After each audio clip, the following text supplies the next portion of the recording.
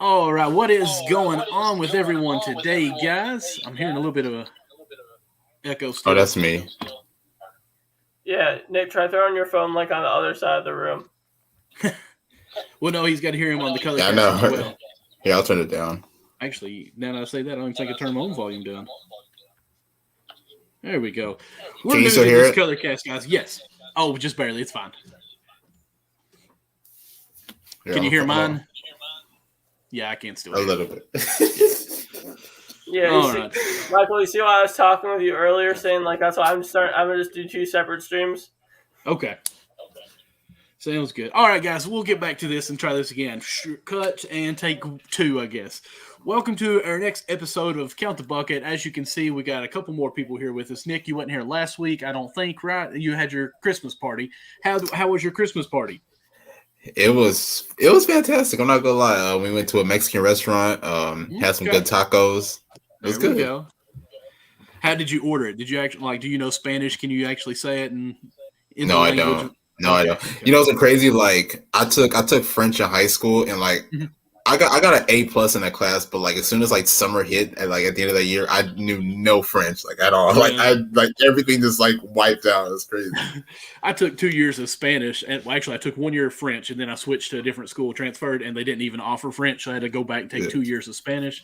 Every time I go out there, I'm like, okay, I always order water because I hate paying for a soft drink. That's just me. I'm a cheapskate, I guess. But always when they like, what do we want to drink? I'm always like, oh, do I say aqua? Do I just say water? Because if they try to talk to me Spanish, I'm not going to know anything after this other than gracias. So I'm like, water. I panic. So Ethan, Michael go just ahead. proved that he's too cheap to pay $2.99 for a regular drink, Absolutely. Absolutely. even Yes, with I free am. refills. Listen, I get upset buying a water because it should be free. Like you Yeah, get that's true. free waters everywhere, and then you're basically just buying the plastic is all that you're buying. I'm just like, I don't want to do this. Like my wife showed this to me because she knows I love water. Like I really do love water actually, so that helps too. But like she'll order me food, McDonald's or whatever, and bring it home. She's like, I got you a meal and I got you a water. I'm like, don't do that because I had to pay for that water. Then get me the soft drink. But yeah, I'm a cheapskate. I don't care to admit it. Daddy's got 3 kids. 2 of them are still in pull-ups. I've got to be a little bit Yeah. stingy somewhere. Ethan, how about you? Are you a cheapskate? Depends on the day. I spend way too much money at fast food, but I quit drinking soda in August because I was drinking about 100 ounces a day. Like that, Okay. I was drinking Okay. like a solid 2 liter bottle a day because like I would get free drinks when I worked at Panera. So Okay. I'd be Okay. chugging that stuff down. I understand. I understand. But But I will yeah, say, where I live, I don't know what soda is. Can anybody tell me what soda is? Here it's pop. That's all you Oh say. my god, I cannot believe you say pop. Do you do you not say pop? No, Listen. no, I don't. we say soda Okay. like normal people. It's soda is What such a weird word. what Soda. what what is pop? Like what exactly is pop? I don't know what that It's a is. soft drink. I'm so glad earlier when I said I don't like to pay for pop, I said soft drinks. Phew, I felt weird saying that. So let me ask you this: when y'all go to a store, that thing that you push in that you put all your groceries in, what do you call that? A shopping cart. Oh yeah, a shopping cart, a cart, No, a buggy. buggy. There we go. Okay. That's A a buggy. buggy. Have you never heard buggy? When I think buggy, I think like dune buggy or car. I mean, that makes sense, but no, it's a buggy. Like that's legit everything what we call it. Like I work retail, I work at Tractor Supply. Someone's like call out all the carts are outside and like, hey, can somebody go out and get the buggies? Okay, yeah, sure. We know exactly what it is. What's something I else think we say here in it's this just a hillbilly southern area? thing. The one thing that I do hate is like when people ask for like Coca-Cola, they'll say Coke. Like I don't know, like it's just weird when people say Coke. Like I want a Coke to drink. I don't know. I just don't like it because So it's you like say Coca-Cola? yeah, I'll say the whole thing because it's like whenever people say Coke, you think of I think of the other thing. I don't know. Oh, the other thing, Yeah, cocaine. yeah. I got you. I say Coke too, but Jimmy in our comments here on Facebook says, "Do we even dare tell them about poke? Do you all even know what poke is?" I don't know what that is. How about you, Don't know. Ethan? Okay, so poke here in Harlan County, Kentucky. I don't know about you guys, but we have like festivals every so often. Like every county around the eastern part has like a festival in the summertime. Ours is Poke Salad Festival, and it's actually a a plant that grows in the nature, wild basically, and it's a big festival that we have. Like I've ate it before, but it's not very nice. But like you have quite a bit of people go out and get the poke and take it to these different vendors and they sell it. Now, from what I've heard, after it gets certain high, that it actually becomes poisonous. Like you have to cut it at the right time to make sure you're not going to die. So yeah. Do you all have any festivals before we get into talking basketball? I have seafood festivals out here in Florida, probably twice a year. A seafood festival? Mm-hmm. Everything, shrimp, obviously catfish. I'm trying to think of all the other ones. Yeah. Lobster, like basically everything really? Seafood related. So do they have like vendors out through there too, like selling T-shirts or different? Oh yeah, all that. You'll have like food trucks on one side, like regular like people selling stuff, like so it's a big event like during the weekend sometimes. Okay, Ethan, how about in your neck of the woods? Does that make sense? You know what the neck of the woods is? We have strawberry festivals, like harvest, like for fruit, vegetable. We're in Illinois, we're in Farm County, unless you're in Chicago. So we have like a strawberry festival near me. But Nick, why would you guys do shellfish down there in Florida when the best shellfish is from the Northeast? See, that's where you're wrong, my good friend. You got to come right here. Let's see, we're at the edge of the ocean, man. Everything is just fresh here. I think Northeast lobster in Florida is better than Maine lobster. Okay, maybe you might be right there. Okay, I'll give you that, but I've never had lobster. Shellfish, regular fish is southeast, but shellfish northeast. Okay, I just want to know, shrimp. Have you guys ate shrimp before? Because I have once, and it's a funny story on itself. But I love shrimp. I love breaded shrimp. It's very good. I eat shrimp probably 5 times a week. I'm not gonna lie. For real? Yeah. Okay, because now when I look at shrimp, it really just reminds me of a cockroach of the sea. I thought you were gonna say something else, and I was like, "What?" Oh no, I don't know what else. So I don't know. I don't think I can eat shrimp ever again. Okay. This is Ethan in her color cast saying hi. But yeah, I don't think I can eat shrimp anymore. But here's my funny story. I was in 8th grade. We went on like this little small cruise in North Carolina where it just goes to a small island where you have dinner. So, I mean, it wasn't really a cruise like go to the Bahamas. And we got to the island. Everyone got out of the boat, and there's probably like 300 people all in this big, long table. Never had shrimp that you had to de-shell or anything. Never seen it before in my life. So we're all sitting at this table, and like everyone down this side I know, but the people across from me are these 3 beautiful high school girls that are sitting from me that I have no idea who they are. So I'm like trying to do small talk, trying to be cool, talk with my family, but I'm on the edge, so I don't have to be like, hey, mom, hey, dad, talking to them. I grab the shrimp, just throw it straight in my mouth and about puke. And my dad laughs hysterically in front of the women at me because I ate the shell, I ate the legs, and the poop too. I didn't know what to do. And he's like, you moron, this is what you got to do. I'm like, dang it. I ruined this chance to be cool with people. You're not alone. That definitely happened. I want to say I was probably like 13 when I first had a shrimp, and I had no idea either. Like I was at a buffet somewhere, and I just ate it straight up. Like there should be like these people that tell us how to do this. Like like you have manuals all the time for different things. Like there needs to be something to like, hey, don't be uncool. You have to do this. Like come on. Like there's even caution hot on a coffee cup. There should be something that says, hey, caution. Peel the shell and deturd it.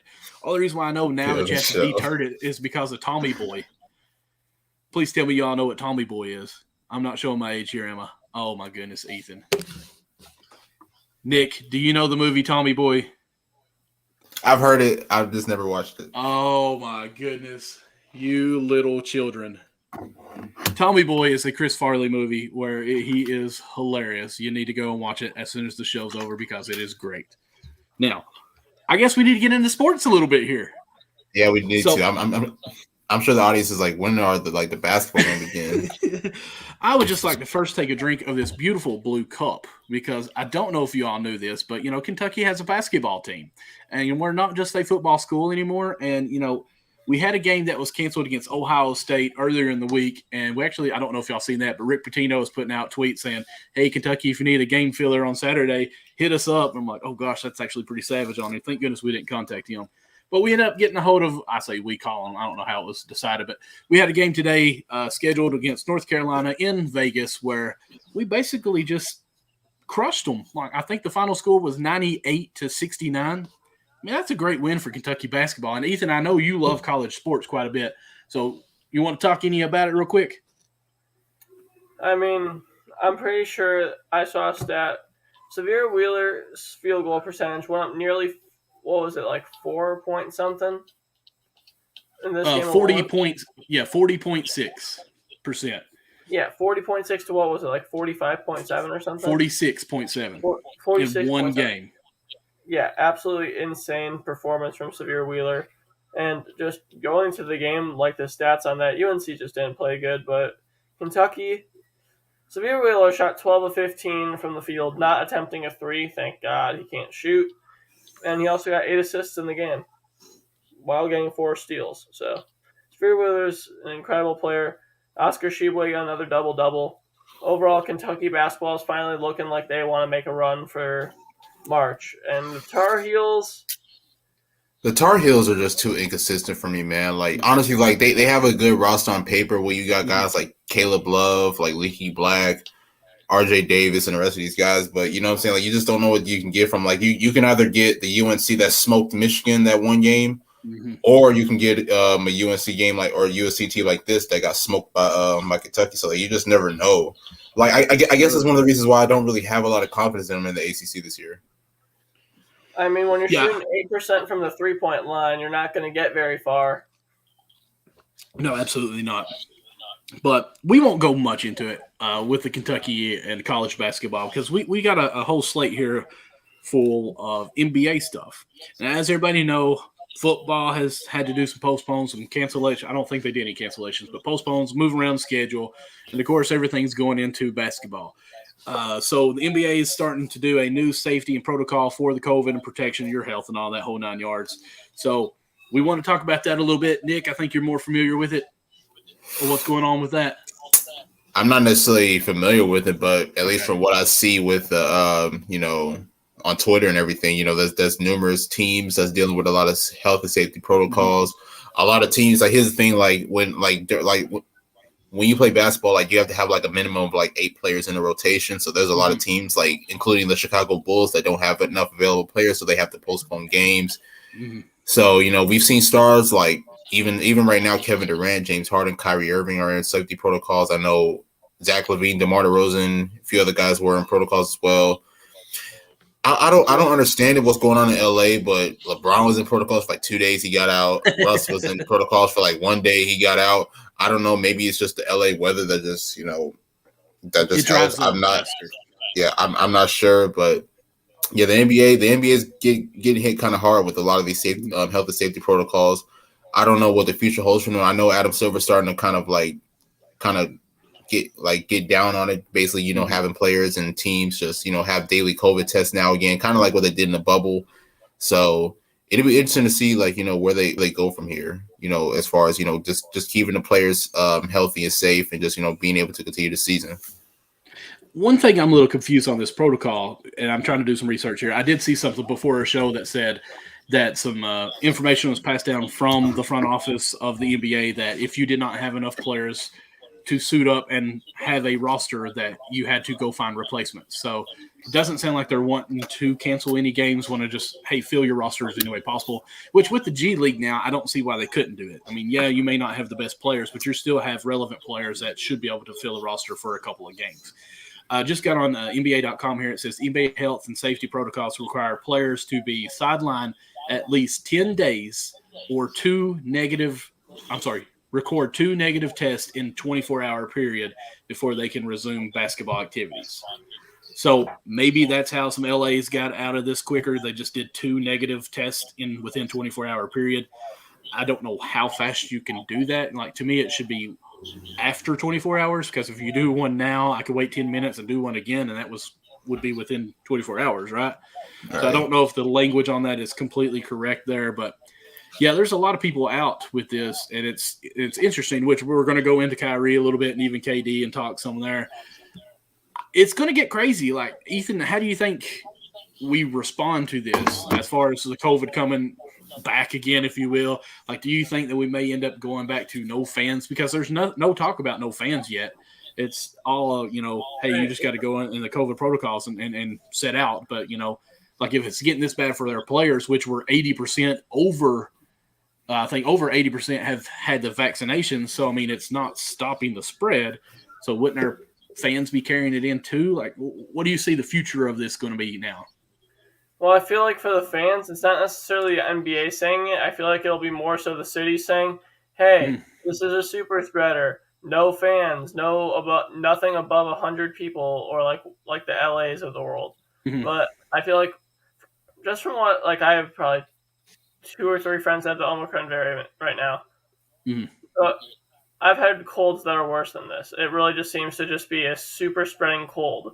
So I feel like I could very well see the NBA after like all of this goes away to say we're only going to test players that have symptoms. That way they don't have to deal with that anymore cancellations. Right.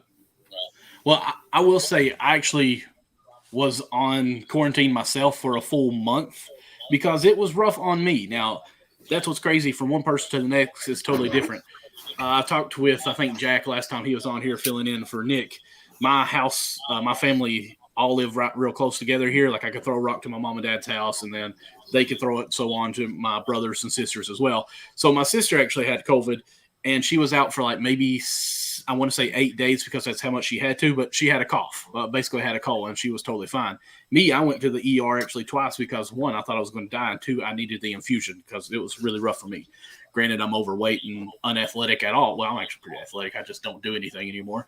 And my son, who is 5, he got it, and within 2 days, he was totally fine. So it's crazy how from one person to the next, it does vary. I even think of Jaylen Brown, who's been out quite a bit off and on games because he said that the COVID has lingered with him. Like he'll have 30 points one game, and on a back-to-back game, he says his second game has been much harder for him to play. Nick, do you think that they may end up canceling some of these back-to-back games like that or postponing them or anything like that? Like, what do you think the future may be, too? Let me just ask you, too. I can definitely see postponements happening. I mean, we already saw it. I mean, I think the Bulls had postponed about a few games because they didn't have enough players to participate. So I think we'll definitely see it in the future. Now, I mean, now the thing about it is that like you just hope that it doesn't get to the point where we have to suspend the season again. But I mean, at the end of the day, we just don't know, especially with this. I don't even know how to pronounce it, Omicron or something like that. I can't even pronounce it correctly. I see the meme that had it as Omarion, the rapper, talking about it. Yeah, I was like, I mean, that's pretty good. That's the closest I'm going to come to pronounce it. It's funny, but you just hope that it doesn't get that far to where we do have to suspend the season and then maybe go back into another bubble. I just hope that it doesn't get to that. So I mean, it's kind of like what I said earlier. Like Adam Silver just has to crack down and just really figure out a way to just continue to just keep these guys safe and just COVID free. Let's see here. I actually think I found a website that has a list of the players that are in, I'm going to say quarantine. I don't know what you want to really call it. Protocol. Let me scroll down here. Okay, Boston Celtics. And this was as of, where did it say? Okay, this was 4 hours ago, this article. Boston has 5 players out. Al Horford, Jabari Parker, there we go, Grant Williams, and a couple other ones. Brooklyn has 10 players out. Aldridge, Bruce Brown, Kevin Durant, Kyrie Irving, James Harden, Millsap, I mean, their whole team. Bulls have 7 players out. Levine's the main guy I'm looking at there. I'm just going to be quick with this. Cleveland only has 2. Dallas has 1. Golden State has 1. Poole is out. Pacers, their coach is out. The rest of the players are about to be out, but that's because they're being traded.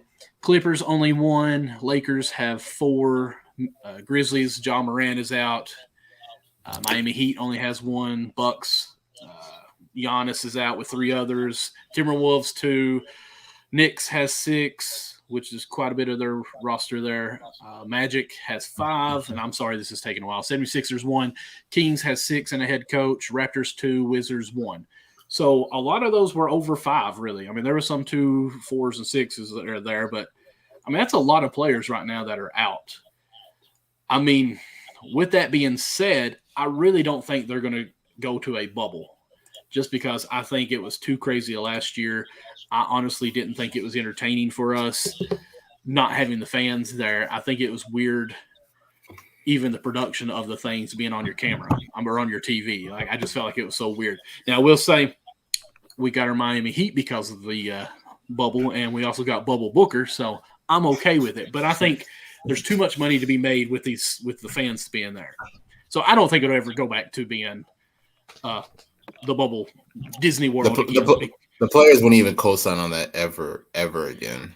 Right. And you got to think, though, the only reason why they could do the bubble the way they did was because Disney World was shut down, too. Like, I don't think Disney World's going to be shutting down anytime soon. There's no business that's going to be shutting down like they did 2 years ago. So the country is not shutting down again. There's no we way. Realize how – and it didn't work. So, I mean, that is that. So, I don't think it's really going to amount to much, or as we say here, Ethan, for you, a hill of beans. So – I just think it's weird. But, you know, as we say this, let's go ahead and kind of switch over to Kyrie Irving. We talked about how he's actually coming back, which is mind-blowing to me because I just named all these players that are going to be in protocols right now. And the whole reason Kyrie Irving's not been playing this whole year was because he isn't vaccinated. And you would think you wouldn't want to bring an unvaccinated player into the NBA right now with COVID going crazy. But they're desperate, and they need players. They have 10 out, and Kyrie's back. Has he even played a game? Mm-mm. He's only playing away games, right? Part-time. So, congratulations to him. I'm not going to say he won or anything like that because I don't want to get in that whole debate. But I'm glad he's back in the league. He is a great player. I think he's a weird guy. The earth is not flat. But I just think it's crazy that now they go for him when COVID is picking it back up a lot. And, like, how do you practice with this guy? Like, he can't play in your arena, so he can't practice in the arena? Like, is that how it would be? I mean, what's your all's thoughts on that? The city of New York is kind of weird to me with their whole vaccine, or the state of New York, sorry, not the city. The state of New York is kind of weird with their vaccine mandates. Like, I just don't understand it. But, you know, I've been saying this, like, even before the season, like, you know, when the Nets announced that they were shutting down Kyrie, is that, you know, it's insane to me that, honestly, people don't understand. Kyrie is not the only unvaccinated player. But he's taking exactly, and he's taking all the heat. Like Bradley Beal, the thing about Bradley Beal for the Wizards is unvaccinated, but he was able to play games in New York. I didn't understand that. And New York's supposed to be and New York's supposed to be mandatory vaccine, which didn't make sense to me. I want to say, what's the guy from Orlando? Jonathan Isaac was unvaccinated as well. Michael Porter Jr. was unvaccinated, but I mean, he's out for the year anyway, so it doesn't matter. But you know what I'm saying? Like Kyrie's not the only person that's like, you know, unvaccinated. So that's one of the things that I just didn't understand. But as far as him coming back, you know, I just honestly hate it. I mean, it's like I love it and I hate it. Obviously, as a fan of Kyrie, I would love to see him on the floor, but then again, it's like I hate it. Obviously, not only because, you know, a day after they announced that he was coming back, that now he's in protocols, but my only thoughts is, like, you know, once everybody gets fully healthy, like, are they going to try to shut him down again? Like, you know what I'm saying? Like, I mean, obviously he's good for right now because there's nobody active. But let's say, for instance, everybody does come back. Like, are they going to try to shut him down then, or are they going to keep him going? So that's one of the things that's kind of interesting to me going forward with the Nets. That's very interesting. I don't know much about this, and Ethan, I haven't heard from you for a little bit, so I want you to respond. I'm going to come back to that right there. You want to talk about that real quick? Yeah, because sure. I know you love to talk. I've heard some interesting stuff because it seems like New York might want to remove that vaccine mandate by June of next year. So we could, by June of 2022. Okay. Is like with the new mayor or whatever, all that crap. We might be seeing a very different scenario because all goes well for Kyrie. He's playing regular season, all games, not injured, not COVID.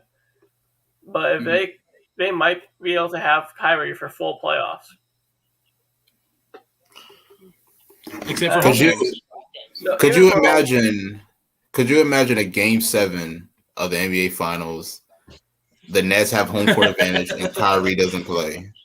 Well, that's the thing. That's the thing. They're trying to make it so that might be a law that this new vaccine crap isn't there. Like, they're not going to have it be the mandate as in, like, Mm-hmm. anything over 100 people, you need to be vaccinated.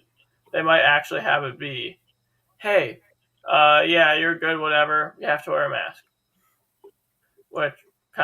Or I could see them doing it. Kyrie might have to wear a mask during games. He's not going to wear it, right? Though, let's be honest. Nobody Kyrie. I think the wearing masks during the game is so stupid. Like, I remember a few weeks ago, I was watching the Sierra Canyon game, and it was like, you know, all they did was just have the mask underneath their chin. It's like, you know what I'm saying? Like what's the point of wearing the mask during the game? It's just because it's the whole thing. The whole thing is crazy because I actually watched a video today, and I can't remember. Actually, it was somewhere in this Eastern Kentucky region.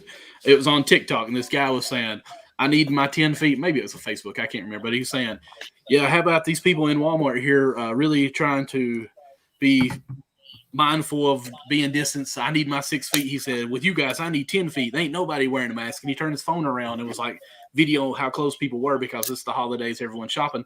But the whole time he was on his video, he didn't have his own mask on. I'm like, how are you fussing at us about being too close when you don't have your mask on in the facility that you're talking bad about? Like, it's you too, dude. So I think it's crazy. And how many times have you all seen on either TikTok, Instagram, these high school ball players doing some great moves, and they have just the mask under their chin, like you were saying, Nick? Like, you see it all the time. Like, it's obviously doing no good. It's obviously not being enforced. Nobody wants to be a mask police. This is almost 2 years old now. So, I mean, obviously what we've been doing isn't going to stop it because it hasn't stopped it. I just feel like it's gotten crazy.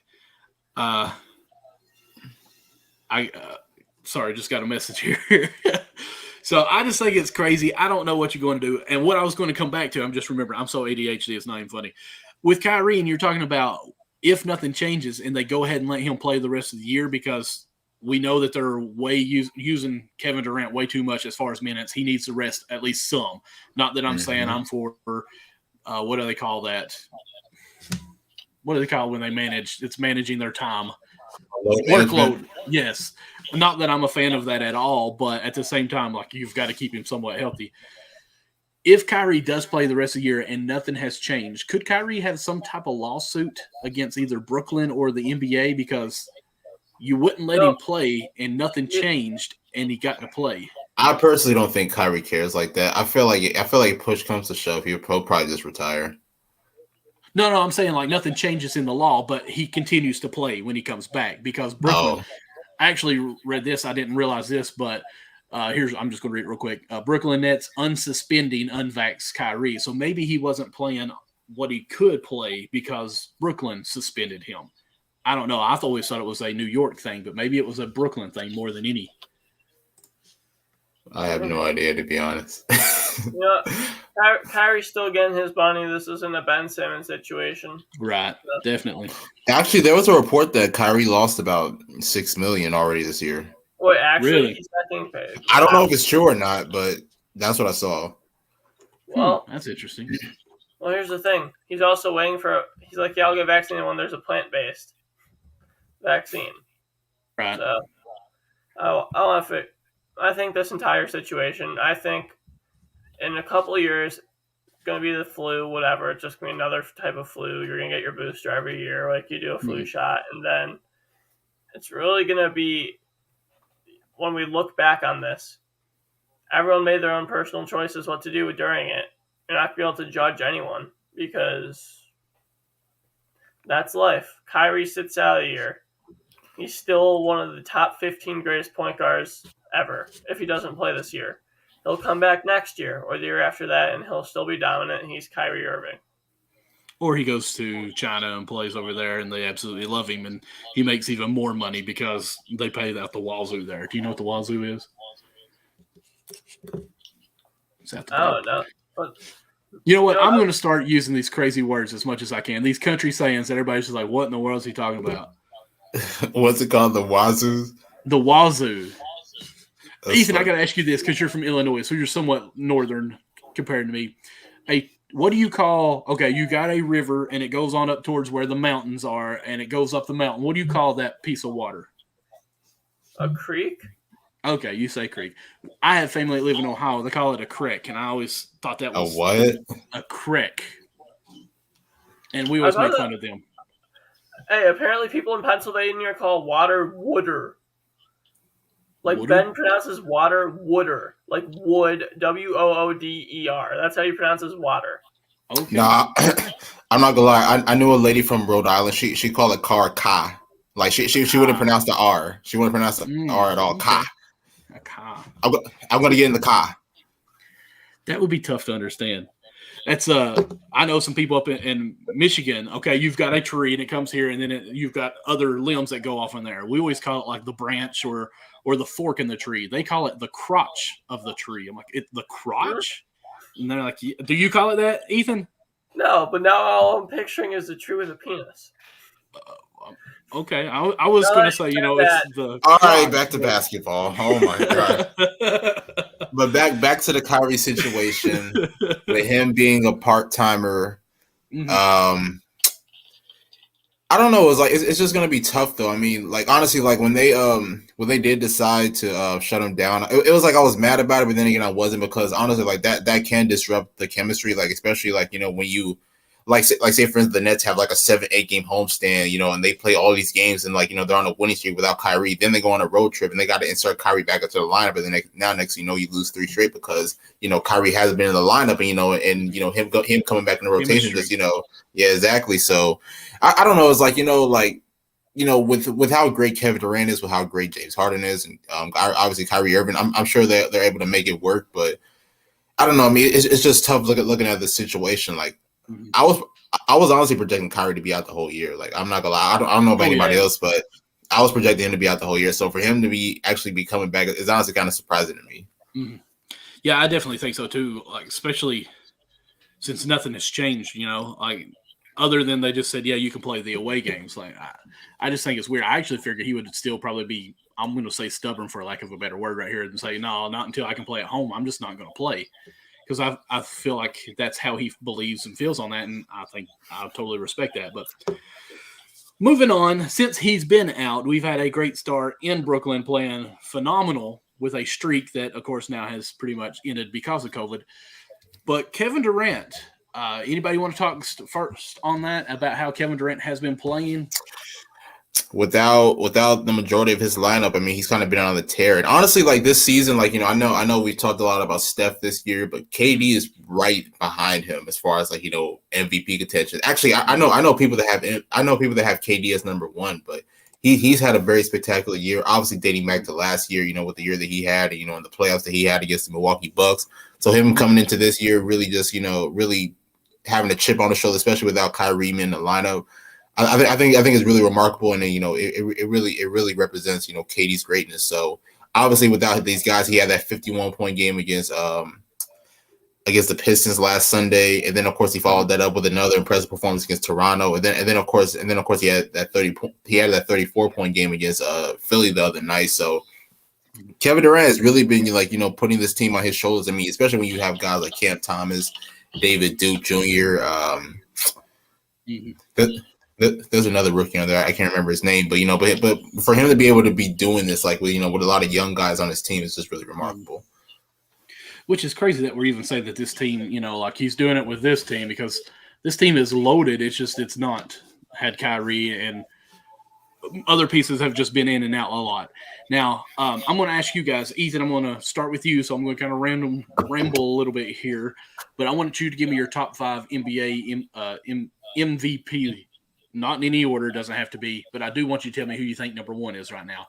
But I'm going to go while you can give some time to think of that. Yahoo did a top 7 last night, I think it was. And LeBron James is number 7. And then I've got captions pulling up here. This one I thought, who was 6? DeMar DeRozan is number 6, which I like. 26 points, 5 rebounds, 4 assists, and he's shooting 50%, 33 from three-point line.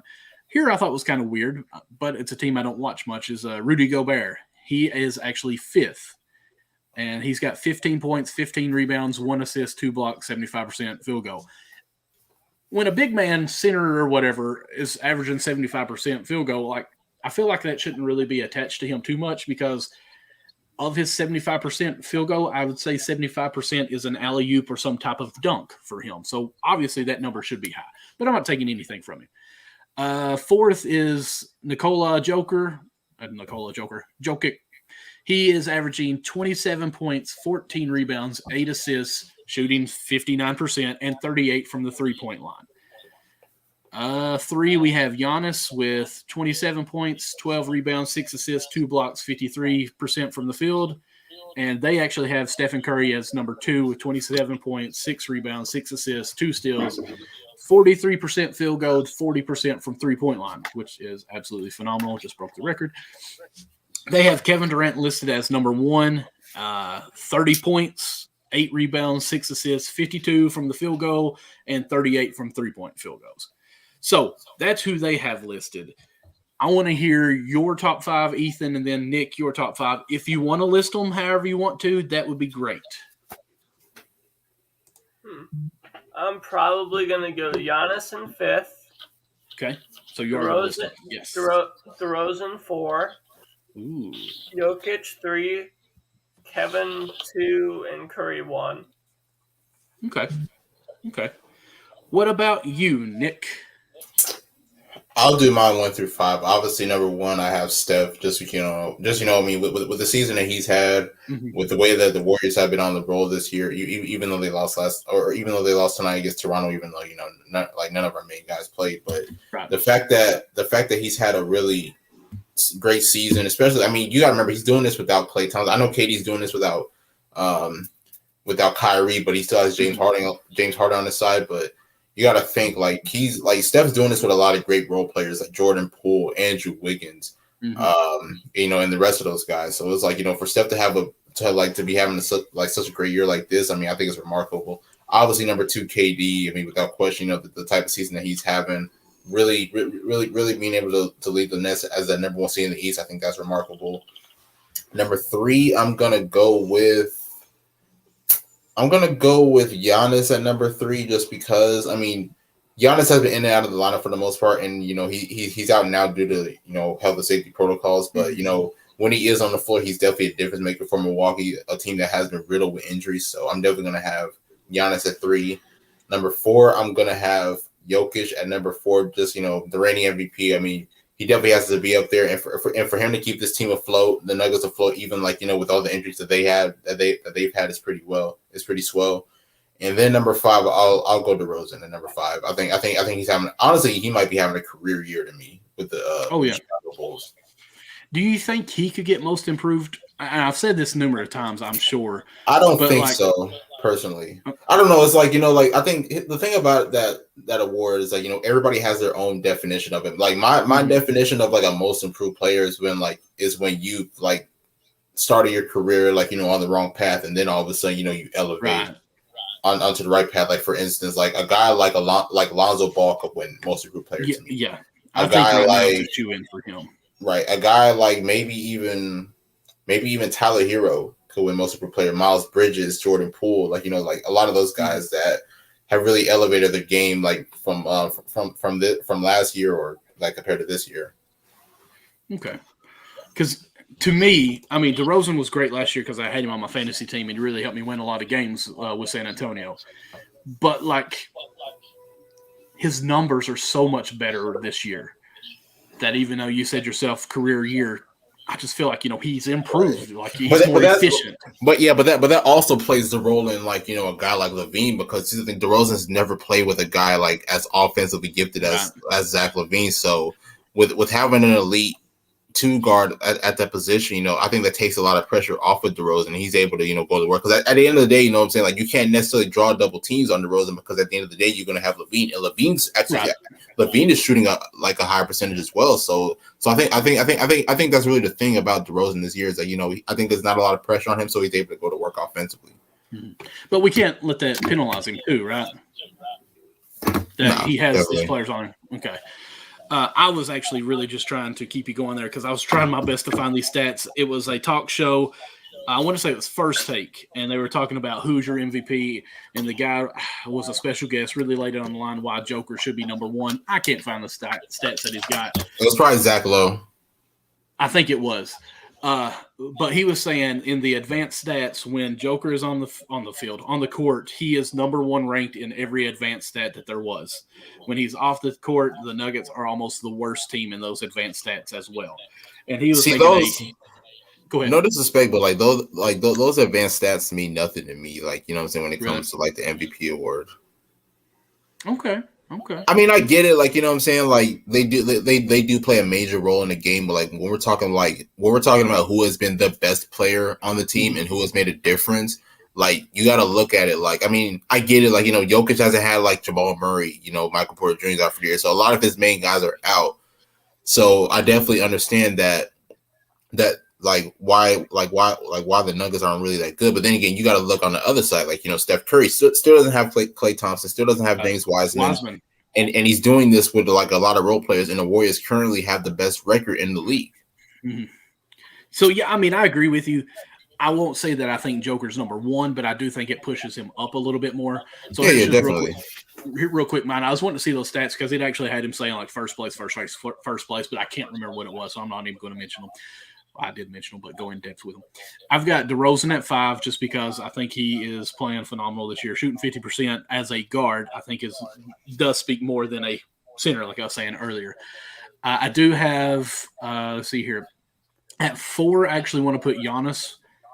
Don't hate me for that, just because I do feel like those stats do play a little bit, and Joker has no one else. Even Porter is out for the year. I want to say they had another injury that was lingered for a little bit, not too long, like a 3-week injury, missed out. But of course, like you said, Murray's been out. So I've got Joker at 3. And then I want to put Steph at 1 just because what all he's done this year. Like KD, yes, he's carrying that team. Yes, he's playing phenomenal. So I want to put KD at 2 and Steph at 1 just because he's deserving of that. I mean, he has the 3-point record. He needs to be the MVP this year. And that's probably more storyline for me than anything. But Steph Curry, to me, what's different is Kevin Durant is, I want to say they got him listed now at 6'11" instead of like 7 foot, but like his wingspan, I want to say is 7'1". Kevin Durant 7 foot. Okay. And the size that he can be able to do things is phenomenal. But also, I think, you know, he has the advantage because of his size. He could play 4 through 1. Steph Curry is like 6'4", 6'5", somewhere around there, maybe 6'6", and he weighs probably less than my right thigh does. The dude is getting through there and still getting to the paint and getting in those buckets. I'm more impressed with what Stephen Curry can do at his size and still go in there and bang some. Now, great 3-point, what he does is just phenomenal. So I've got Stephen Curry at 1 on me. And I think there's one underrated part that I don't think people are really paying attention to when it comes to Steph is that, you know, like throughout his career, he has been known as just trash on defense. This year, he's actually pretty decent on defense. Like, you know what I'm saying, diving for loose balls, getting steals, getting deflections. Right. Like I don't know what it is, but he's really bought in on the defensive end this year compared to other years. And I think he's really making more of an effort this year compared to like what he's done like throughout like, you know, the past few years of his career on that end of the floor. I agree too, and I've also seen more I'll say Golden State games this year than I have of Brooklyn.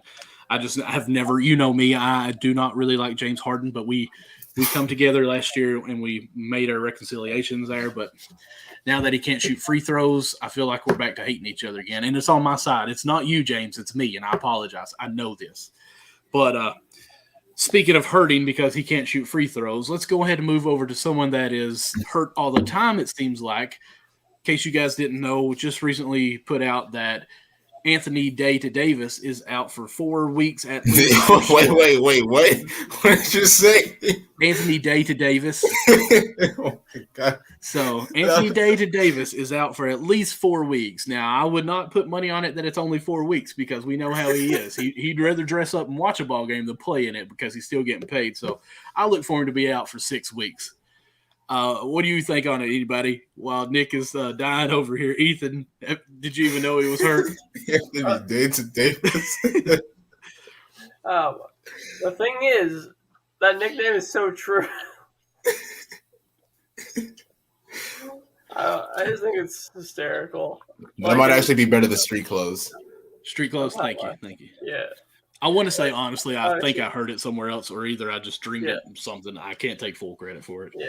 Well, I'm really thinking that he's lucky in the sense because, like, looking at it, I thought that was him out for the season. The fact that he can still play, supposedly, barring he doesn't, who knows at this point, pull a John Wall and trip down the stairs. Mm-hmm. We should be able to see Anthony Davis more. It's just, he's been injury prone his entire career. He really has. Poor guy. I agree, but oh my god! In all seriousness, like Anthony Davis is just fragile. I don't know what it is. Like his body's just made out of glass. Like it's just insane. So like, I'm watching the game last night. I watched the game from start to finish. Anthony Davis obviously goes out in the first half with the ankle injury. He's able to come back, and I'm like, all right, great. You know, AD's coming back. He hurt bad. Exactly.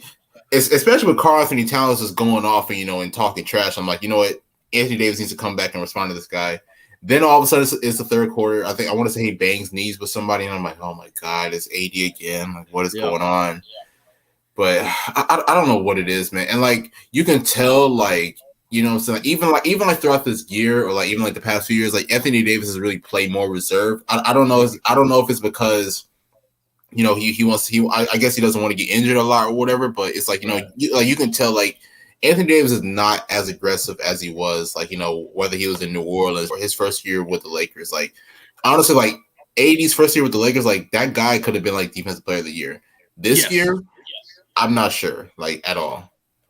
Almost, one thing we talked about numerous times preseason and even probably 4 or 5 weeks into the season is Anthony Davis is actually the more three-point threat than LeBron or Westbrook. So, I mean, he's got to kind of play out there some. But I do think he's almost got, I won't say soft because he's an NBA player and he played for UK, so I can't say that. But he's very hesitant now. And looking at an article here on Bleacher Report, so pull it back up, says Anthony Davis out for at least 1 month after knee injury diagnosed as a MCL sprain. So anything with the knees, especially 7 foot, whatever he is, and the mobility that he does left and right as far as dribbling, that's probably going to take some wear and tear on him. Luckily, in our group with our Unwrapped Sports Network, we've got the I see your tweet there, Nick. Yeah. But we've got a Deepak in there that I'd like to maybe hear from him and see what he says. He's a doctor or something in that field where he gives a lot of updates on injuries. I'm anxious to see how long he thinks he'll be out. With it being December like this, I mean, we probably won't see him till – when is All-Star break this year? Should be the same time, like mid-February. Mid-February, because I'm thinking he may be out until after the All-Star break just to say, you know what, screw it, we suck anyways, go on. But this – and what – go ahead. This is going to be a big loss for the Lakers, though, especially with this team who has just been struggling to really find chemistry with one of your main defensive guys and one of your main offensive guys, like just being out for the team. Like, I mean, we get it. Like, you still got LeBron and Westbrook, but nobody's going to be able to – nobody in the front court is going to be able to fill in that role of Anthony Davis, not Dwight Howard, not DeAndre Jordan. Like, you know what I'm saying? So I don't know what the plan is going to be for the Lakers for these next few weeks, but you know what I'm saying? Like, they're going to have to figure something out. Ethan, do you think you might see LeBron James more as the 5 in this lineup? Or no? I think they're going positionless. I think they're going to say, all right, we're going to have 5 guys here. If you want to play in the paint, you can. Because I think Westbrook is actually going to start playing a lot better now because he's going to have the ball more to make up for Anthony Davis. I think Malik Monk may start showing up because he needs to be that perimeter guy because, again, Anthony Davis was a better three-point threat than Westbrook or James. So you've got this guy coming in now. I mean, Dwight Howard comes in. Who else is their big man? I want to say McGee, but he plays for Golden State now. No, he plays for the Suns. For the Suns. My team. My bad. So, wait. Who's their other big man? We're talking the Lakers? Lakers, yeah. They got DeAndre Jordan. They got DeAndre Jordan, Dwight Howard. Yeah, I think that's it, honestly. Okay. So, I mean, those 2 guys are decent at the 5. DeAndre Jordan is cooked. I'm sorry. Like, he was getting really worked by Karl Anthony Towns last night. Like, oh my goodness. Really? I didn't get to watch the game. I closed. Former all-defensive team, former all-first team. So what do you think moving forward from here? Do you kind of agree with me that Westbrook's going to step up and be almost a triple-double kind of guy? Yeah, I was going to say Westbrook's going to be – I believe so. Westbrook's going to be getting playing the 5 for the rebounds. So you never know. That's probably better for him. All right. Tip-offs. So we got AD out, and one of our guys, Nick, I'm going to give you the floor on this because I know you're absolutely loving it. You've gotten marked on your calendar January 6th or anything? I don't. What's going on? January 6th, it's the day that Klay Thompson is trying to come back. Oh, yeah. See, I figure that would almost be a holiday for you. That upsets me because he was supposed to come back December 22nd. So we were like, all right, yes, we're going to get Klay by Christmas time, especially considering that we're going up against Phoenix on Christmas. Like, oh, my God, yes, let's get Klay. And then, he just keeps getting pushed back. He keeps getting pushed back, I understand it, what I'm saying? Like, we definitely want Klay to be 100%, but I'm just hoping that from now until that time frame when he is supposed to get back, nothing else happens, like no like small injuries or anything. Because if you remember last year, he was projected to come back. Then all of a sudden he tears his Achilles. Now he's out for another year. I'm just hoping nothing like that happens. I do want Klay to be 100%, but then again, I also want him to come back like as soon as possible. So, because I know you know more about that team. That's your team. He was supposed to come back. He was gunning for a Christmas comeback or before Christmas. They signed him to, or I guess designate him to the G League right now. Is he not playing in the G League? He's probably practicing with them as of right now, just basically trying to get his legs. I mean, like team. I mean, honestly, like teams will do that. You know what I'm saying? Like let like players like practice with the G League just to just to get some running. Like I know even like this past week, LaMelo Ball was assigned to the Greensboro Swarm for just a few days just to get his legs back under him. But I don't know. I mean, it's kind of weird to me, but I mean, I definitely understand it. But I'm just ready for Klay to come back. I mean, it's been 2 years. Like what I'm saying, like the last time Klay played an NBA game, there was no pandemic. There was no pandemic whatsoever. Nobody was outside wearing masks or anything. It's been this long, and I'm just ready. Let's see here. Where's officially recall? Okay, so he's actually that's what I'm lost on here, because here's a headline 3 days ago on Bleacher Report said Dubs recall Klay and Wiseman from G League. So the Warriors officially recall their star. And so he's practicing. So I mean, they're both practically back on Golden State's roster, basically, but they're still inactive. So what's the stint for going to the G League if it's not even playing? It's just for reps. It just reps in practice. Get them used to being hit again, and they gotta get their bodies in shape because they don't want the team to be practicing with them, getting ready to play with them, just for them not to be there for a little bit more. Right. Because otherwise that could throw off the team chemistry, whereas they don't really care. Not to say that they don't, but like, what NBA team really could care if their G League won the G League championship? Right. Like, how much revenue does that bring them? This is a business. Right. Like, how much money do you think the G League makes? Not the G League Ignite. Let's just throw the G League Ignite out of there, because they're not doing anything besides maybe drawing more viewers on TV on the 5 games a year they'll be on national television. How much money do you think the actual G League's going to make? Not much. Right. Maybe if they're lucky, they can make $5,000 a game in ticket sales. Because like I've gone courtside to one for $50. So. Oh wow. You spent $50? Yeah, it was like the Windy Sable's first season. I'm like, I want to go. Why not? Let's see some of these players play. It was my Hanukkah gift. It was a Hanukkah gift one year. I went with my dad. It was fun. Good experience. The water would have to be free for me, but just throwing that out there. Oh, don't even get me started on those concession stands. Oh my God, bro! Like $20 for like a meal for one meal. Yeah. I will say the Seattle Mariners baseball. They were like so rushed. They accidentally gave me like 2 extra hot dogs when I ordered foot-long hot dogs. I ate about 6 feet in hot dogs that day. There's a joke that should be made there, but I'm going to keep it PG-13. Yeah. I was about to say, like, you should have never said that. I would have never said that. But we're going to keep it good. So, Ethan, insert whatever joke you want to put there, but I didn't say it. But it was in here, just so you know. But I will say this here again. I'm such a cheapskate. At Cincinnati Reds ballpark, you can actually go to the top floor. I want to say it's the third or fourth level. Go all the way to down right field, and there's I'm going to say a special concessions where you can get $1 hot dogs, no toppings, just the weenie and the buns, all you get, and then you can get a water completely free. The dog is $1. So it's pretty nice just to go ahead and buy you 10 dogs for $10 and call it a day. Come on now. Y'all are impressed. Yeah. Y'all are impressed. Yep, Michael loves his 10 wieners. Now, you can't beat that deal, though. You cannot beat that deal. 10 tacos at Taco Bell for $10 at like 2 in the morning. Bro, what sauce do you use? Ethan definitely sounds like me when I was his age. Like, I used to just eat Taco Bell like 2 in the morning. So seriously, I need to know what kind of sauce guys you all are, because I'm only mild when I go to Taco Bell. I don't use any sauce. I don't get those. Just give me the meat and the cheese and the taco shell. I don't need anything. Yeah, I don't. Okay. I don't either. I mean, if you want to put some bacon on there, bacon goes on everything. God dang, man, you guys are making me hungry. I always get disappointed because I usually get a chicken quesadilla meal, whatever it is, number. And I always open up to put my sauce on there, the little packets, and I get disappointed because there's like 3 pieces of chicken, and I'm like, hold up, like where's my meat here? Like, it needs to be loaded, okay? Spicy potato stuffed tacos, undefeated. Michael likes his quesadillas thick. Absolutely, Ethan. Now he's trying to turn the tables on me here and make some jokes. But just to rewind, Ethan said that he destroyed 6-foot-long wieners. Just throwing that out there.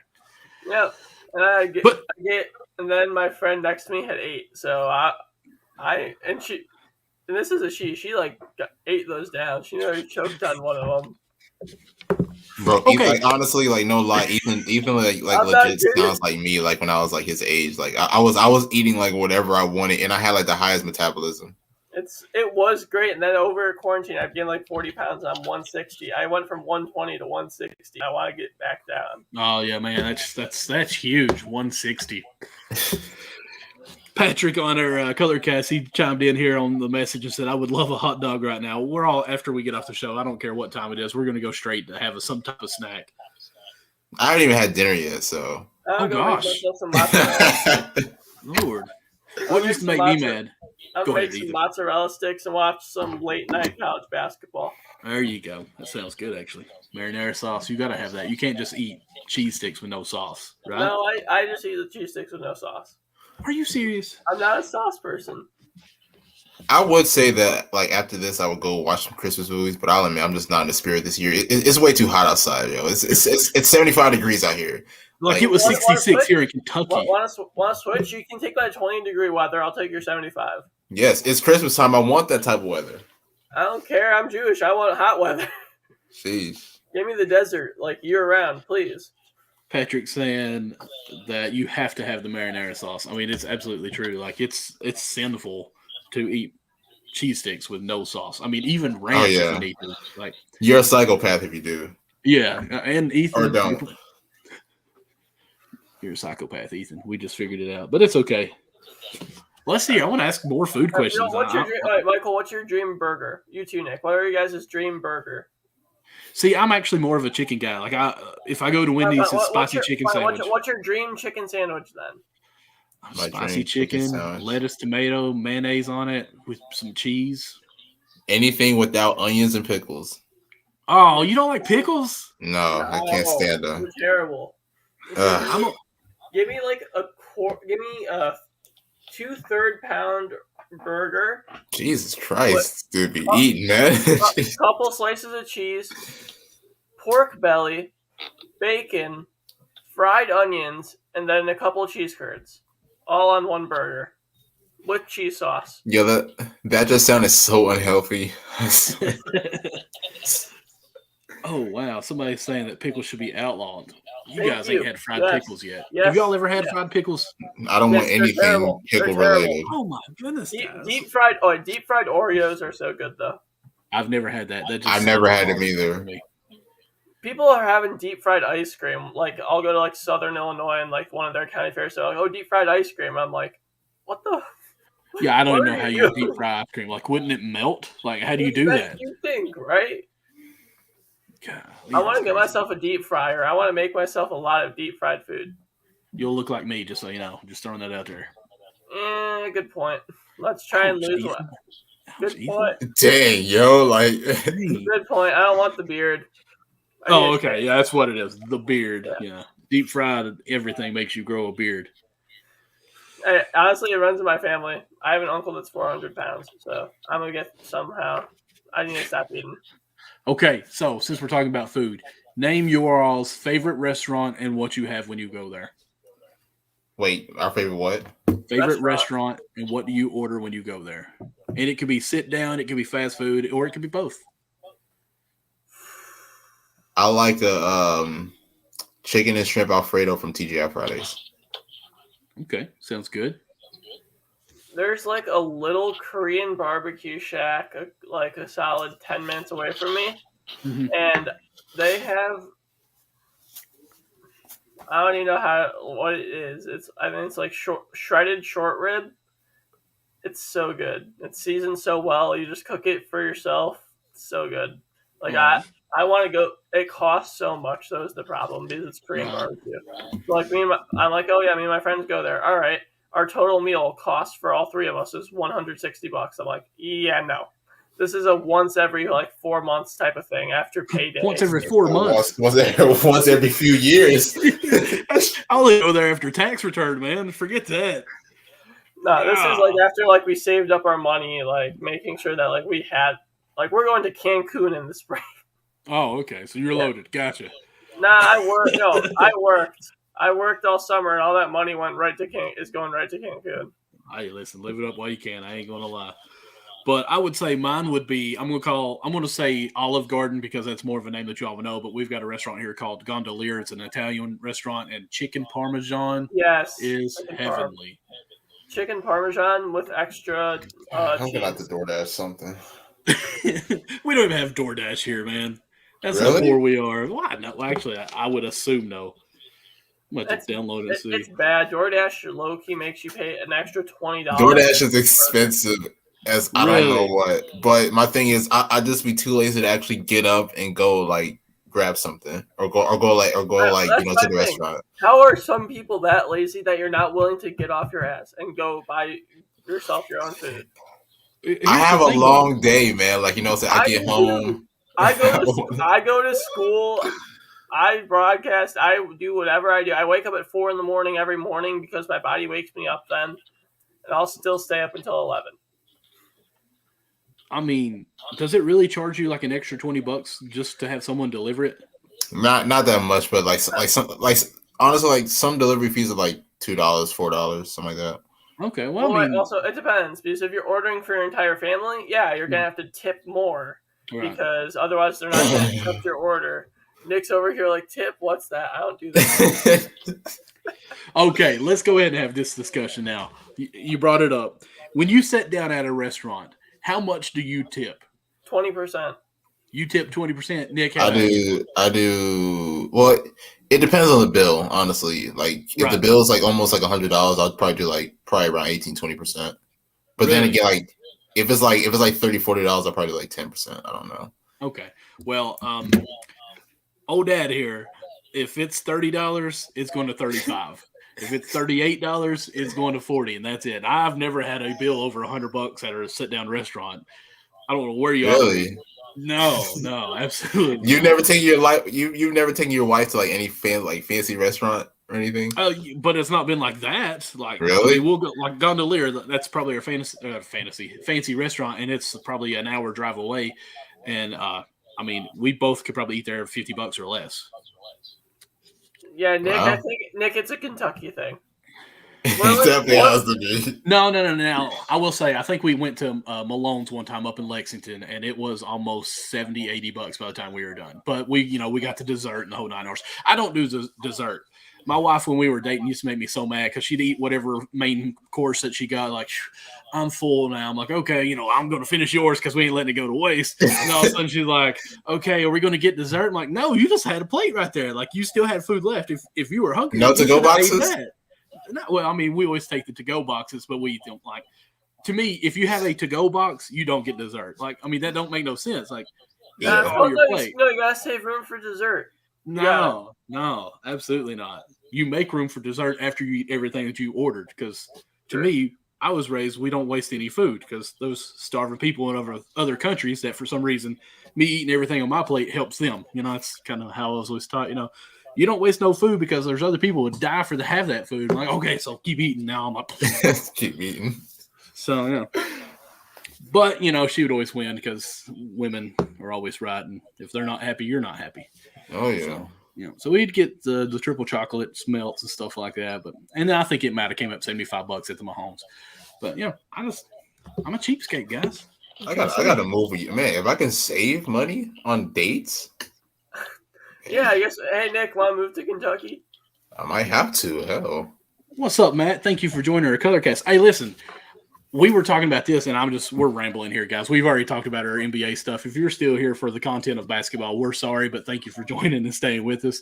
So me, Perry, and Connie were talking just about, I think Perry was moving to a different motel or not motel, apartment or whatever. And I was talking with them both on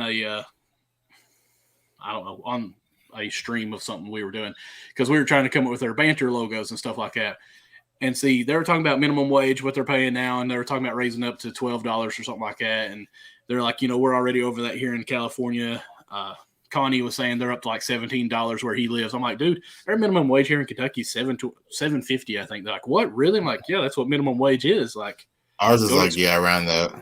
And they're like, wow, how crazy is that? But what started the conversation, because he was talking about how much it was to rent the house that he was going to be living in. I'm like, listen, my house payment, because I built our house. I mean, I had a contractor and we built what we wanted, is a little over $600 a month. And they're like, that's all you pay for your house? I'm like, yeah, like, what are you all are paying? Like, it sounds like you got too much of a house. Yeah. Michael, Kentucky's very different. If you live in LA, $600 a month might be your electricity bill. Yeah, I mean, that's what Perry was saying. $600 a month might get you a corner. It won't even get you like that. He was saying, like, I want to say he's paying over $2,000 a month for like a 2-bedroom condo or something like that. I'm like, my goodness, that's crazy. No wonder we have so many people out in LA that's homeless. If I'm paying $2,000 a month, you better be getting me a nice, like, half mansion. Yeah, it better be a waterbed in there somewhere so I can play around on. You know what I mean? I need to have a pool in there. I need to have a jacuzzi. Outdoor pool that goes under the window. Yeah, it's going to be something big. I need to have a maid, a chef, all that, like, included. Oh, yeah. No, you see, I don't want a chef because I like cooking for myself. Okay. All right. I like that. See, I'd like to have a chef because maybe I'd eat healthy. Like, my wife is a wonderful cook, like the best cook, even better than my mom. Sorry, Mom, don't listen to this. Absolutely phenomenal cook. But I think both of us would eat a little bit healthier if we had a special chef for us. Like, this is what we want. Don't let us change our minds and go to Walmart and be like, okay, this is what we're going to buy now. Take home for us. I think it would be awesome to have like a personal chef. Ethan, move to Kentucky. I've got a spare bedroom here. You can live here. You just have to pay $300 a month. You can help babysit some of my kids, and you can cook for us. Sounds good. There we go. You know what's funny? I actually, in general, I do not like kids. I'm so good with kids, though. I could see you not liking kids. I'm just going to be honest. You don't like kids, but you're great with them. Yeah. Like I will entertain my baby cousins for hours upon hours. I'll be happy doing it. It's like, I love my family. But, like, a random child, like, hopefully it's not a random child, Ethan, because that's borderline crazy. And you already said you don't like sauce with your mozzarella stick, so. I didn't say I don't like it. I said I prefer it. I might order that. Hey, have y'all had Little Caesars cheese sticks? Little Caesars is disgusting. It's the worst thing. It's the worst thing ever. I'm sorry. I don't want to do anything with Little Caesars. I get Domino's personally because it's cheaper. Domino's and Papa John's and Pizza Hut. Pizza Hut's the best, but Little Caesars has these garlic cheese sticks. Pizza Hut's the best. Pizza Hut's disgusting. Nah, Pizza Hut to me is number one. It's not the best, but it's not disgusting either. Well, we don't have a Domino's here, so Pizza Hut's the best. I would say have a Papa John's? Yeah. Okay. Like, you have a Papa John's? My favorite type of pizza is like a $40 deep dish. So I get like maybe twice a year. It's so good. And we finish it with $40 he gets twice a year, but then like $400 it's like, every quarter. Oh, well, you see, difference is the For the $100 thing, it's 10 minutes away. The $40, that's per pizza. Plus, my family gets like 3 or 4 of them. But okay. But it's also an hour away. So, and I have driving anxiety. So that doesn't work out well. Where y'all be living at? Y'all live out in the country, don't y'all? Me? Y'all been saying you said an hour away from Chicago.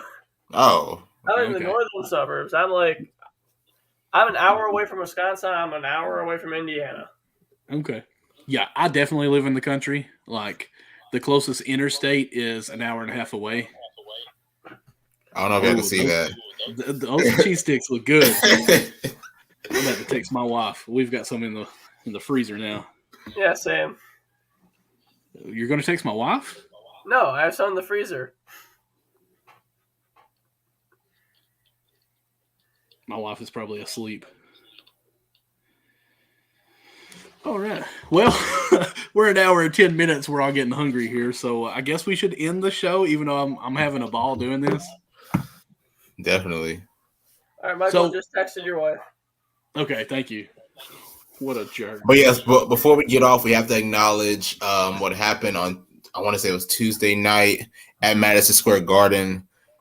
Wardell Stephen Curry II broke the record for most three-pointers all time with 2,974 and plus counting. I know he's made 3 since then, but, for him to do that in Madison Square Garden in front of Reggie Miller and Ray Allen was remarkable. Congrats to Steph Curry, the greatest shooter of all time. And I don't think anybody will ever break that record. Yeah. Or it'll probably be like another 50 years. When Nick's an old man and has great-grandchildren, someone will break the record. I don't think it'll be broken. I really don't. For the fact that the NBA has flirted with a 4-point shot soon, I think that it could be evolved that if they do that the 4-point shot's going to be taken more. But even with that, Steph Curry did it almost half the games as Ray Allen did it. And I just think Steph is just the most purest shot of anyone, so quick of a release that as his career goes on, that he can transition from the penetrator, kicker, scorer of everything to just being the sharpshooter on a team. So I feel like the longevity, that's a nice word for me, of his career could change so much and still be relevant in the league. Like, really, Ray Allen could probably come out of retirement and play for a team just to be a spot-up three-point shooter.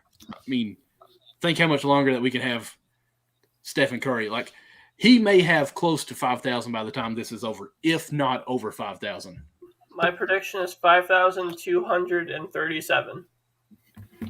5,237. I like your number there. I like it. I'll say 7,000. You think 7,000? All right, Nick has him. Okay. All right, I guess Nick has him being the Frank Gore of the NBA. Speaking of Frank Gore, I think he got knocked out tonight. Yeah, he did. Okay.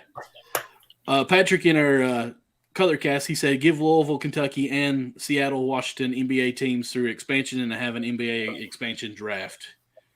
I definitely think that would be amazing. I think Louisville does need one. The Yum Center is set up for a team in Louisville, and there's actually a Twitter account that is NBA to Louisville, I think. I miss not having a Supersonic team because back in the 90s, that was probably my other team other than Chicago. If Michael Jordan was playing, everyone had to love him. But to see Sean Kemp, who I'm still waiting on that paper, you knew it was coming when I said Supersonics. Sean Kemp, Gary Payton, Shrimp, Hawkins, even I want to say Vin Baker was on that team. Oh, shoot. Who else was on that team? There was a big man that could shoot the three. I don't think it was Baker. I want to say his last name was or Sam something. But anyway. You want to know what's so funny about that? So I do a lot of my writings in my Google Docs, and I actually have a slot for Sean Kemp in it, and there's like nothing written in it. Hey, you just keep passing by. Wow. Wow. Oh, man. But I need to get started on this soon and just, go through it. I dropped the earpiece there. Your co-host would appreciate it if you did do one for Sean Kemp, okay? I definitely will. But before the new year. Before the new year. It's the 18th now. It is. But it sounds good to me. We got this. Oh, Perry, I think it says Perry here. This Patrick. Expansion team. Okay, he's going on. Responding to him 2K style. That would actually be cool to have a expansion draft, 40 teams. Let's go. He puts in the color cast and he says 2K style. That would be pretty cool. No, I think we need to switch up the rules for it. Okay, what do you think? Teams can only protect I'm thinking only 6 players instead of 8. Let's make this interesting. You can protect whoever. You can protect your starting lineup and your 6-man, or you can go your young guys on the bench or whoever. Depends on the team. And then I'm thinking that every team, and then I think that you got to make all G League guys available too, because I feel like, you know what? Screw it, including Ignite. Except you can only obviously take one person from the Ignite, but still. Ethan, I have a hot take for you. I think next year Imani Bates will play for the Ignite. I could see it, honestly. I think next year Imani Bates will be playing in Europe. He can't. He takes terrible shots. He's a bum player. That's not the best way to describe it. I'm not going to go that far. Like I'll admit, like he's not having the best year. He's definitely not the best player for Memphis this year. His stats say otherwise. He's the best scorer on the team, but he's just taking bad shots. He should be used as the athletic wing / big man. He's just doing stupid stuff, and Penny Hardaway can't coach and say no, don't do that.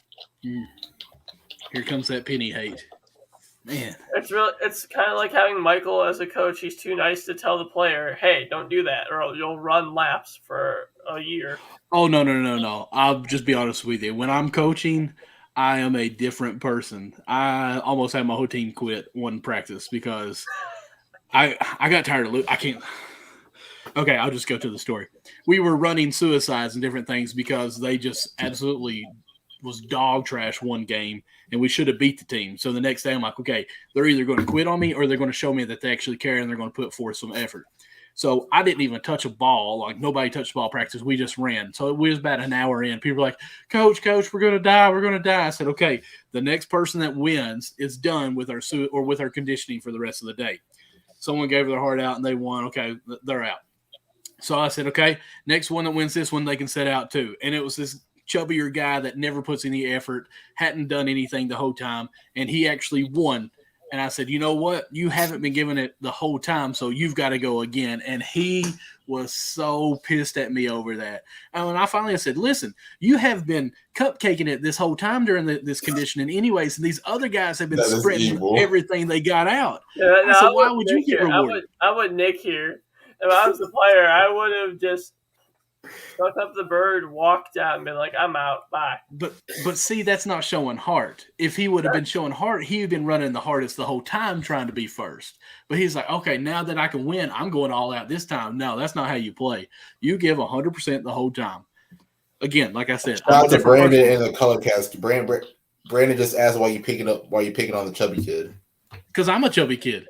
I can pick on chubby kids because that was me. And I guess that probably actually does go into play a little bit because if I had a coach to push me back when I was the chubby kid, and look at me now, I would have been a better player. Like always in high school, my coach was like, man, if you lose 20 pounds, you'd be a lot better, and you're already our starting point guard. If just shave another 20 pounds, think how much better you do. I'm like, you're just calling me fat. Now, if you would have approached it a different way and maybe talked to me a little bit more, like I just felt like, this dude don't care. He just thinks I'm fat. So I was trying to get out of him, hey, I want to see your heart, give it all that you got now, and teach him, hey, it doesn't matter what's on the line. You give it your 100%. I always think of St. Louis Rams. They actually, back when Marshall Faulk and Kurt Warner was there, they actually watched the film after the game. If any of their linemen have an explosion play where they just flat out bulldoze one of the defensive linemen, that they would be penalized. And you're thinking, why would you be penalized? Because you weren't given 100% on every play that you shouldn't have had that to do that then. Like every play you should be knocking them down. I was like, you know what? I kind of like that way of thinking. Like you shouldn't ever take a play off where you get bulldozed, or you shouldn't have that play where you all of a sudden have this extra to take someone out, because it should be every time the same amount of that 100%. I kind of like that. Now what? I feel like you were the Gary Payton for your team. I feel like you'd be a defensive-minded point guard. Okay. I mean, I'm going to toot my horn a little bit. I was really a coach on the floor. Like, I would play mental games the whole time. Like, that's my game. Like, I see what's going on. There was one player that my coach finally told one day. He said, every game that we have, Michael hits you in the head with a pass at least 2 times every game.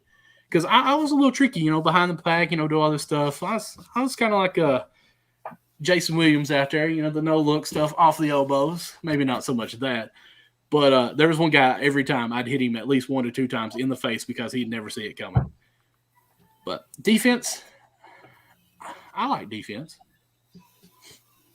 We took the 7th-ranked team in Magic Mike. Yeah. Thank you, Brandon.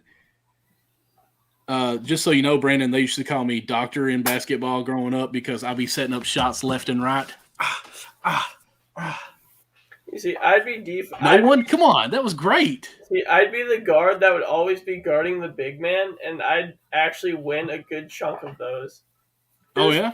I was probably about 5'6", and then my teammate turned the ball over. There's a 6'3" guy. I pull a LeBron, and I thought I jumped on the kid, but it wasn't called a foul. I smacked that ball. Nice. It went against the wall of the gym, and then dribbled back and bounds.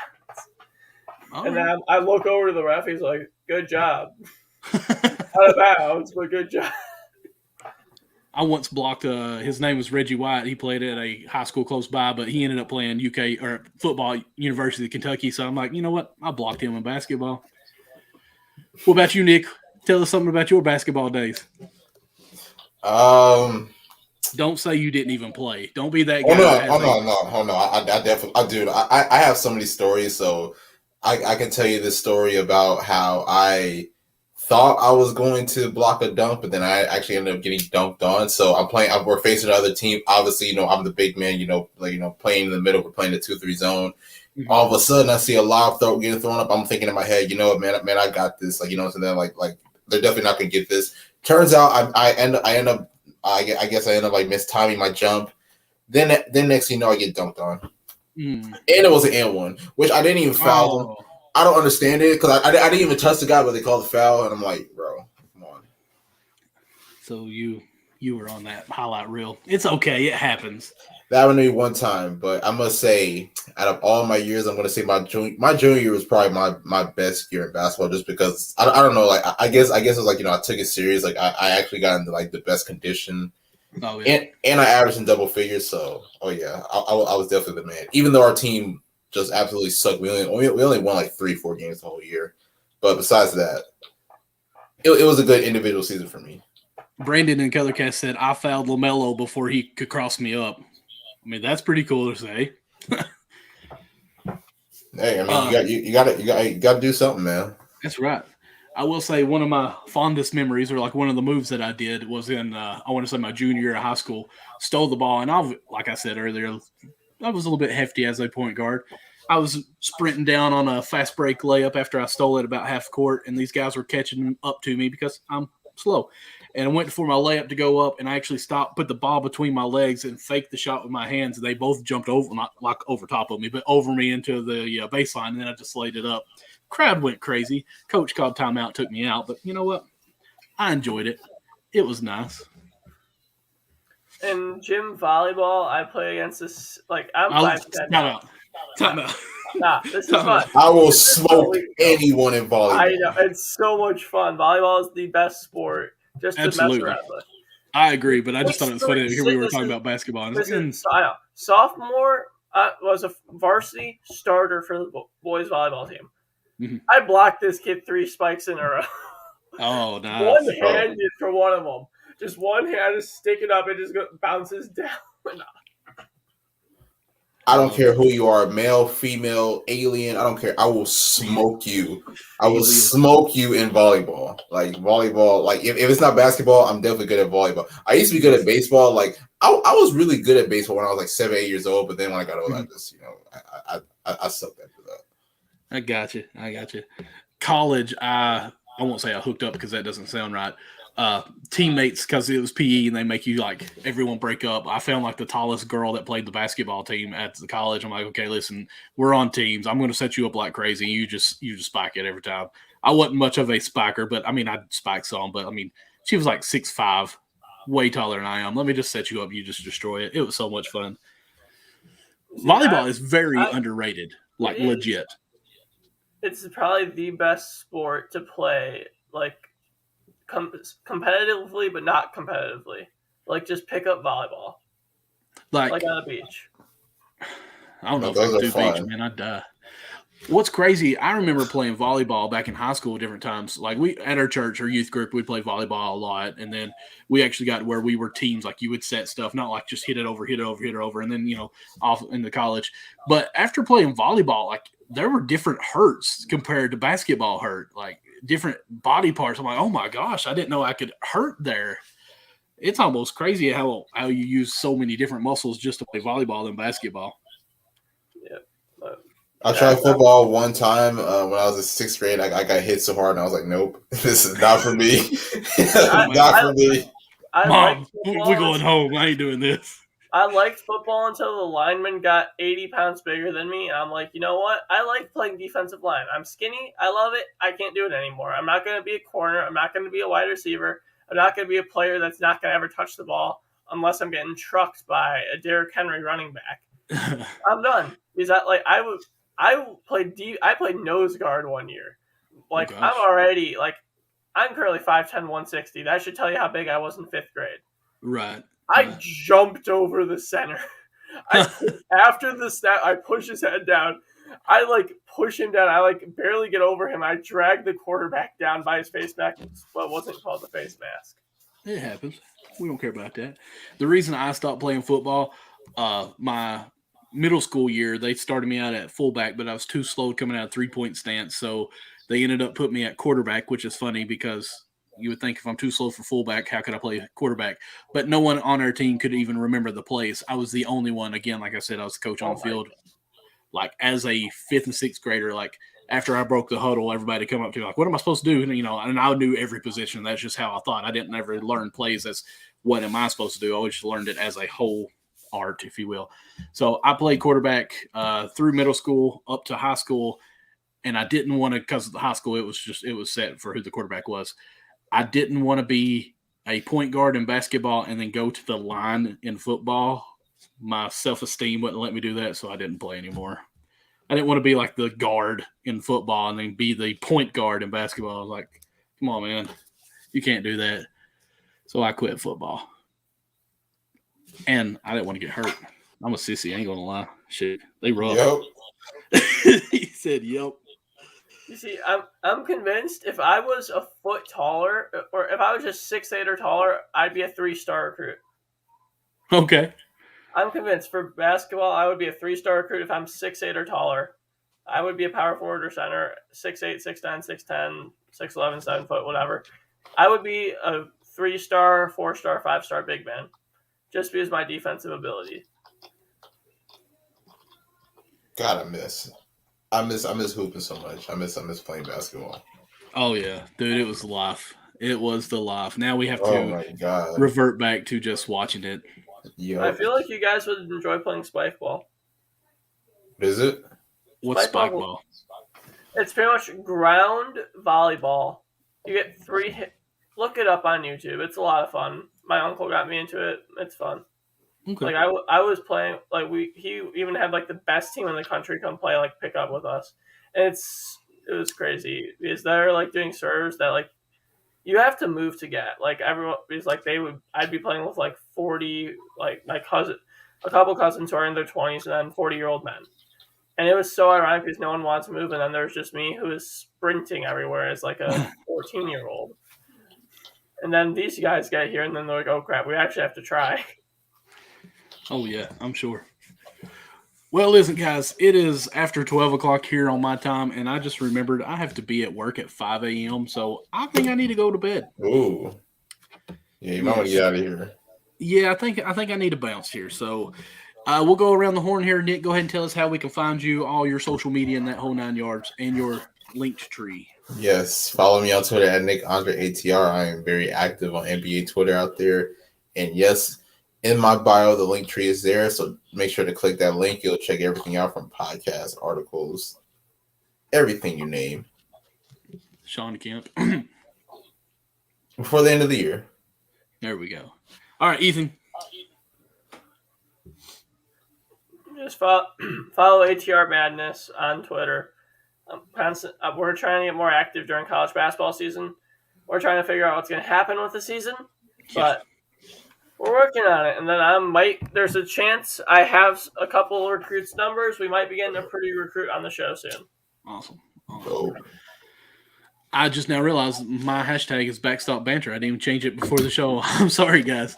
But as you know, my name's Michael. You can find me at MDLawson00 at all social medias, Twitter, TikTok, Instagram.